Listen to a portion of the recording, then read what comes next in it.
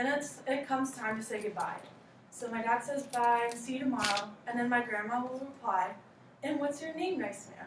So you would think that the woman who raised my dad would obviously know his name.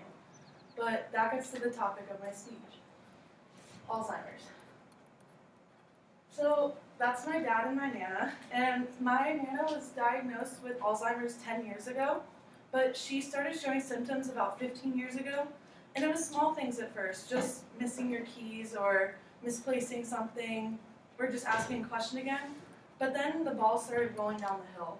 She started to put pictures of our family all over the house and have our names labeled under the pictures and call my dad frantically saying that someone stole her purse or asking frantic questions, and she was scared that she was losing her own memory and she wouldn't admit herself to it, and we were scared for her, worrying about her. And then that's when everything came down, crashing down 10 years ago, when she had a stroke from stress. And she was hospitalized and officially diagnosed with Alzheimer's.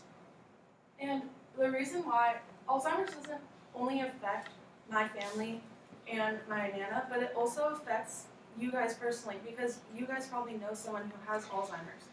And also, facts from Stevenson, an article he wrote in 2013, says that nearly half of adults over 85 have Alzheimer's.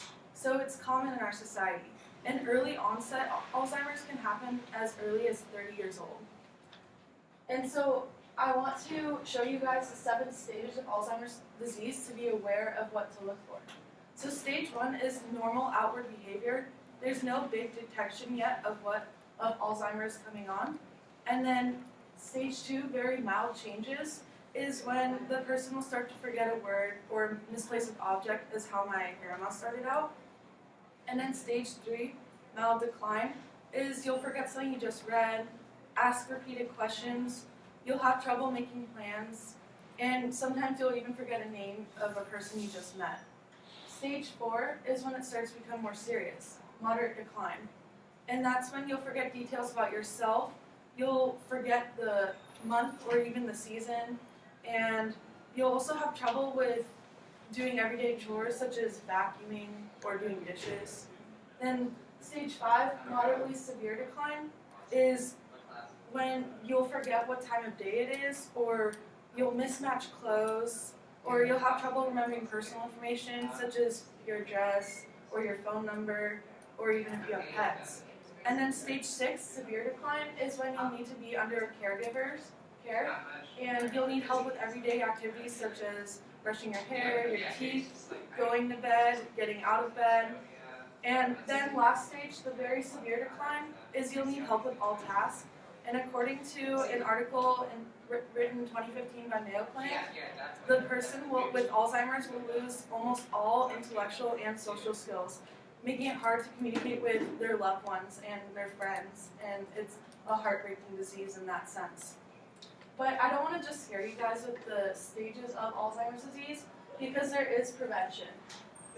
And I looked up on the top 6 prevention tips from Alzheimer's.org in a current article, helpguide.org, and an article written in 2016 by Arthur Reuters, and this was the 6 techniques that they had for prevention of Alzheimer's.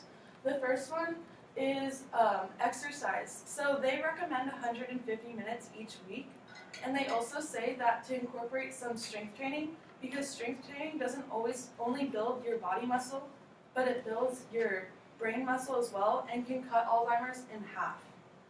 And then a healthy diet. So they say like tea, fruits and vegetables, omega-3s, and fish, and they actually say to limit your intake of meat and dairy. Then the third one, mental stimulation. And this is important. They want you to learn something new every day, and we're in college, so I hope you are. And they also say to maybe take a new path, so possibly studying somewhere new, or eating with your non-dominant hand was another one. And they even said you can change your phone clock to military time, because you'll constantly be doing math in your head when you're telling the time. Then the fourth one, quality of sleep. And author Spiney from his 2014 article wrote the importance on quality of sleep, because it can prevent many diseases other than not just Alzheimer's. And then the fifth one, stress management, they really recommend that you sometimes have to put fun first and incorporate some breathing and yoga exercises into your daily life.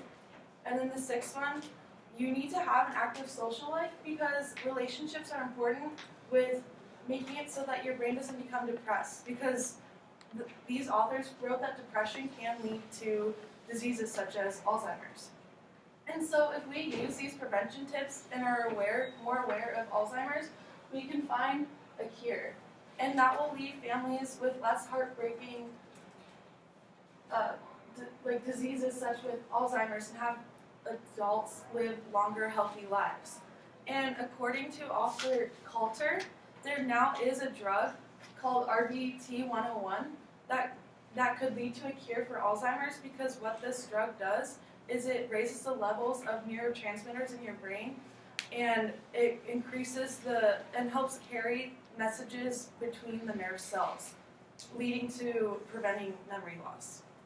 And then again, if the problem goes unsolved and we just stay put where we are, there will just still be the increased unawareness of the disease can lead to people or their loved ones being surprisingly attacked by the disease.